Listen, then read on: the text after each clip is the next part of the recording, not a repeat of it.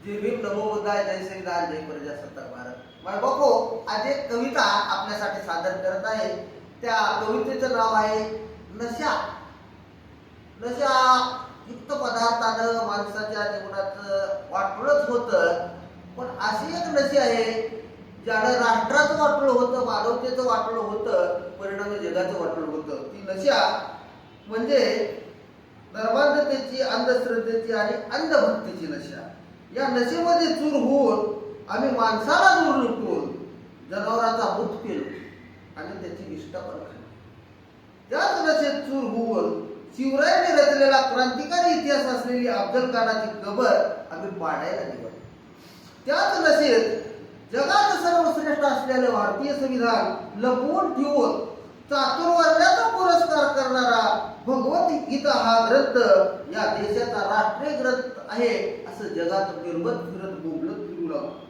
आणि त्याच नशेत कौशारी सारखा संघाचा कार्यकर्ता, ज्याने आमच्या राष्ट्रपिता महात्मा ज्योतिराव फुले असतील, शिवराय असतील, सावित्रीबाई असतील, जिजाऊ असतील, याच्यावर किती जरी गरळ ओकली तरी त्याला त्याचे चरण शिवण्यात गुंतून गेलो, चरण शिवू लागलो।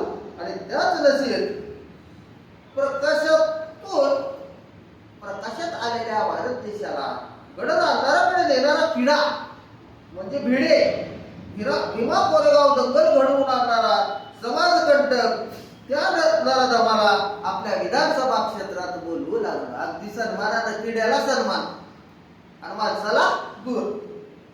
त्याच नशेत जनतेचे पैसे आकाड पार्टीमध्ये लाखोची दारू आणि लाखो टन बकऱ्याचं मटण जनतेचे पैसे उडवून त्या पार्टीत उधळपट्टी करू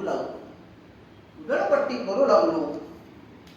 त्याचबरोबर त्याच नशेत शिक्षणावरील बजेट, केंद्रीय बजेट 7% 1.56% आणून ते पैसे कुंभमेळ्याला देऊन, झाडाची कत्तल करून, विद्यार्थ्याला जास्तीचे गुण देऊन, इथल्या मराठी शाळा विकून खाऊन, शिक्षण व्यवस्थेचं बाजारी करून शिक्षण व्यवस्थेचे बारा वाजवू लागलो। आणि त्याच नशेमध्ये देशाचं सार्वभौमत्व विकून खाऊ लागलो। आणि शेवटी भारत मातेच्या दुसऱ्या लग्नाला तयार होऊन आयुष्यभर मूळ निवासी असलेला इथला मुस्लिम समाज, या देशाचा मूळ समाज, त्याचा आयुष्यभर द्वेष करून इस्रायली